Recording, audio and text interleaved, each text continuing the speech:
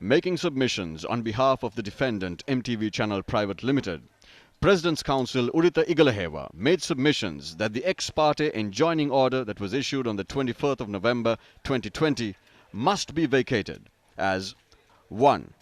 Court was misled and facts misrepresented by the plaintiff. 2. Material facts were suppressed. 3. Parties essential to the action have not been named as parties to the action, resulting in non-joinder, and the enjoining order was maliciously obtained.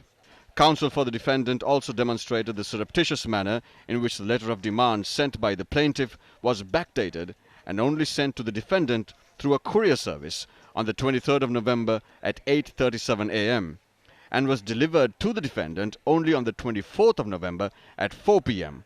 That's 1 day after action was filed and an enjoining order ex parte obtained by the plaintiff. The counsel also made submissions that the news reports by Newsfirst were not defamatory to the plaintiff, and that what was reported were statements made by various parliamentarians in Parliament and at various public press conferences.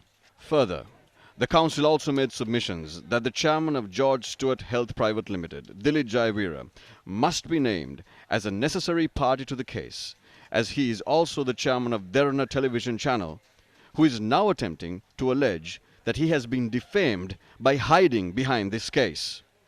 The counsel also said the affidavit of the plaintiff company contained untruthful statements and misled courts, and as per the Civil Procedure Code is an offence to lie on oath. The counsel also drew reference to the freedom of expression and the right to information as enshrined in the Constitution, and the duty of media organizations to report facts to the people.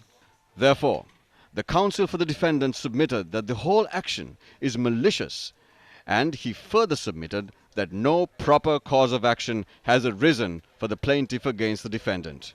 In response, President's Counsel Ramesh De Silva, appearing for the plaintiff, said that it is not mandatory to send a letter of demand in regard to defamation cases, and furthermore, he said that in the plaint, sufficient evidence had been set out to prove that the defendant company defamed the plaintiff, and therefore the plaintiff is entitled to extend the enjoining order. Having heard the submissions of both parties, the court extended the enjoining order only valid until the 18th of December 2020, on which date objections of the defendant are to be filed.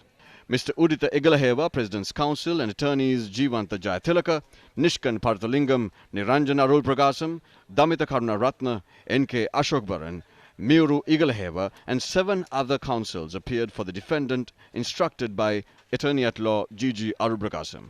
Appearing for the plaintiff was President's Counsel Ramesh De Silva and Attorney-at-Law Ruanta Kure.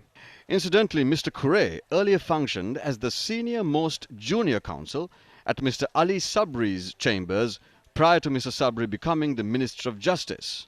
The plaintiff was instructed by Attorney-at-Law Sanath Vijayawardena.